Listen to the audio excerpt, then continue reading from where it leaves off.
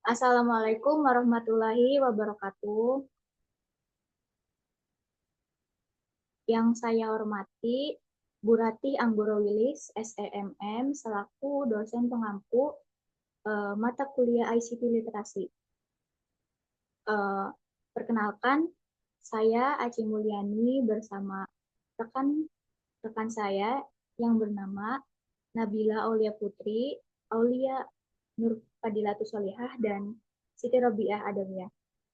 Kami dari kelas MJ 104 akan mempresentasikan tugas mata kuliah ICT Literasi yang berjudul Pemanfaatan Google Meet di dalam Menunjang Pembelajaran. Next.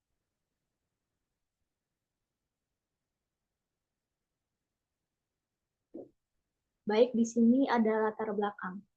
Pembelajaran daring merupakan pembelajaran yang dapat digunakan secara fleksibel dan tentunya memerlukan internet di dalam pembelajarannya.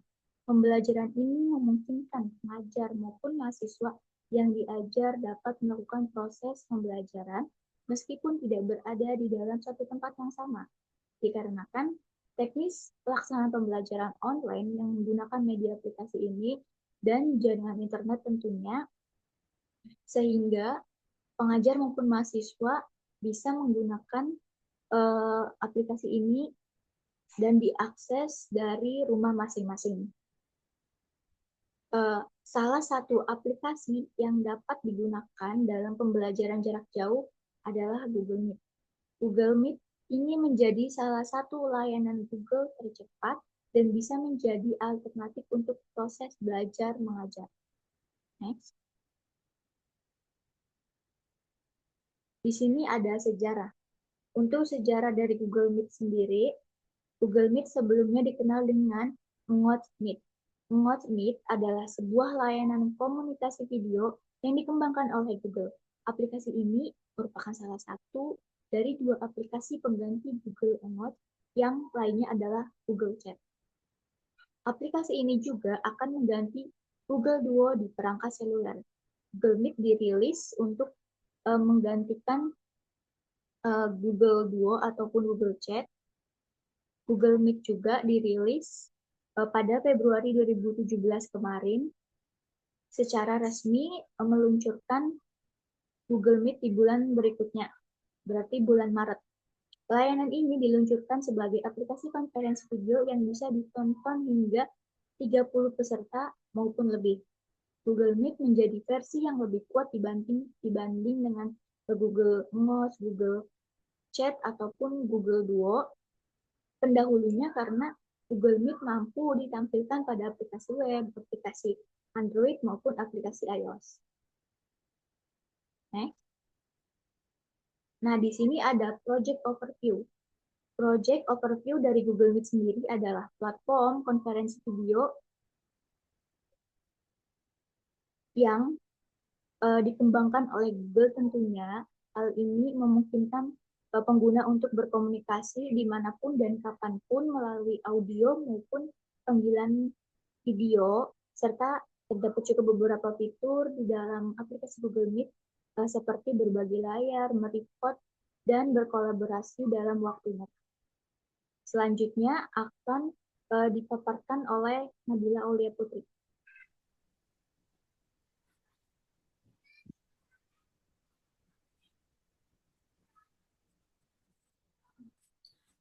Di slide berikutnya ini ada fitur dan menu di Google Meet secara garis besarnya. Di sini saya akan menjelaskan beberapa fitur secara garis besarnya saja. Yang pertama ini ada whiteboard.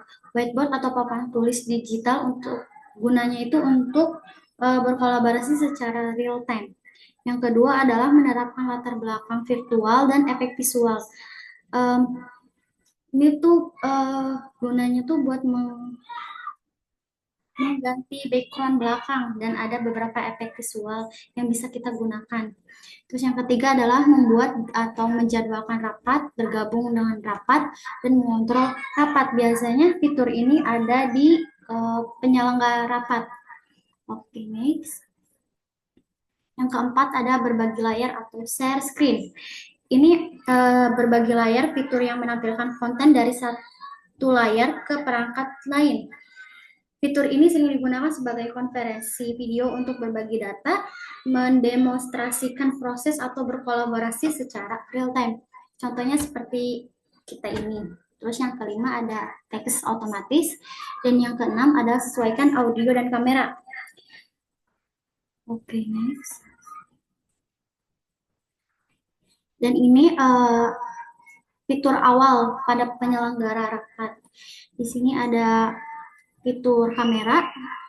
Jadi kita bisa menyesuaikan, jika kita ingin on cam, kita akan buka kamera ini. Terus di sini ada fitur audio.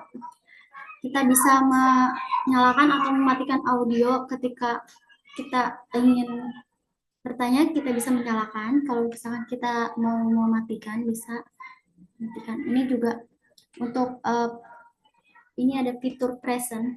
Jadi untuk bertanya atau menjawab sebuah pertanyaan. Dan di sini ada beberapa fitur lainnya, seperti pesan dalam panggilan, bagikan layar, laporkan masalah, setelan, kontrol penyelenggara, aplikasi, serta dalam perjalanan. Nanti ini fitur-fitur ini akan dijelaskan oleh rekan saya, yaitu Estewia Adewia. Terima kasih.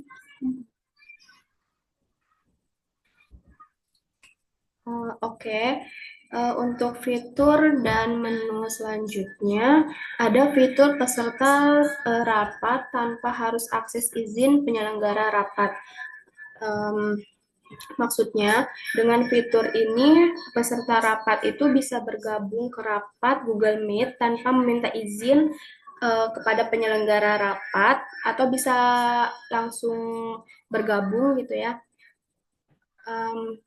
Karena biasanya di Google Meet ini, jika ingin bergabung di rapat harus meminta izin kepada penyelenggara. Nah, di fitur ini penyelenggara bisa memilih fitur kontrol penyelenggara. Kontrol penyelenggara ini ada di fitur titik 3 di bawah yang sudah dijelaskan oleh Nabila Aulia Putri. Nanti akan muncul seperti gambar di sini.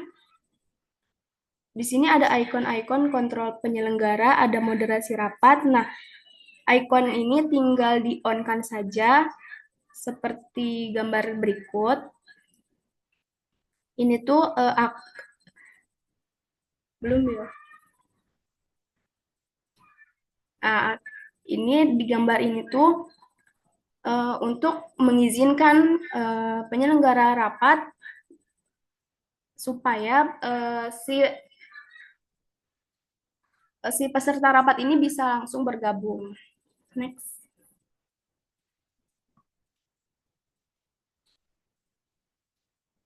Oke, di fitur dan menu selanjutnya itu ada untuk bagikan layar atau share screen. Ini juga ada di fitur titik 3 ini. Terus kalau mau bagikan layar tinggal lanjutkan aja. Nanti akan muncul layar seperti ini, lalu klik mulai sekarang. Dan juga ada room chat atau pesan dalam panggilan jika peserta rapat ingin mengajukan pertanyaan dalam sesi rapat tersebut. Next.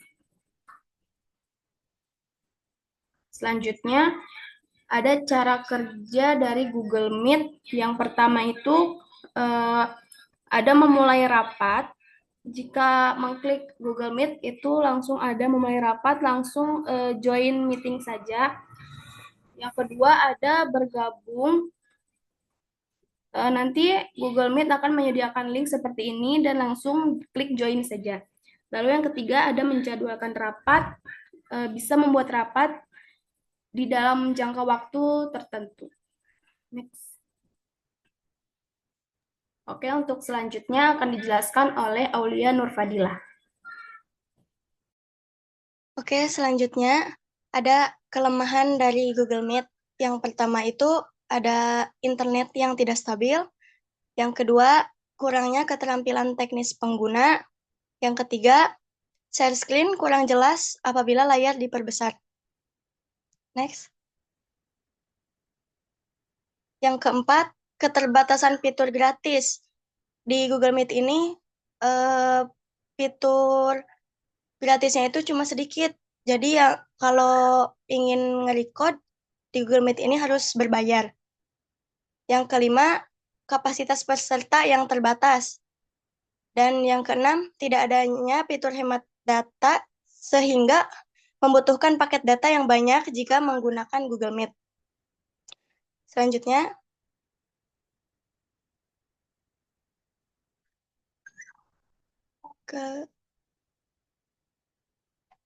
kelebihan Google Meet. Kelebihan Google Meet yang pertama, Google Meet efektif sebagai media pembelajaran daring. Yang kedua, fitur dan menu yang mempermudah proses belajar. Dan yang ketiga, dapat meningkatkan produktivitas. Lanjutnya, kesimpulan. Dapat disimpulkan bahwa Google Meet ini efektif digunakan sebagai media pembelajaran daring, dan fitur dan menu yang terdapat pada Google Meet mempermudah proses belajar mengajar dan dapat berdiskusi langsung jika ada hal-hal yang perlu dijelaskan lebih detail. Selain itu juga, tersedia menu untuk melakukan chat antar peserta dan menu record untuk merekam kegiatan pembelajaran yang sedang dilakukan. Dengan demikian, Google Meet dapat menjadi alternatif solusi bagi pendidik dan peserta didik dalam melaksanakan proses pembelajaran secara daring. Next. Saran untuk Google Meet itu sendiri agar mengembangkan serta mengupgrade fitur dan menu baru untuk meningkatkan minat pengguna dalam penerapan aplikasi Google Meet pada proses pembelajaran, agar proses pembelajaran daring menggunakan aplikasi ini berjalan optimal, sehingga meningkatkan kemampuan mahasiswa dalam bidang teknologi.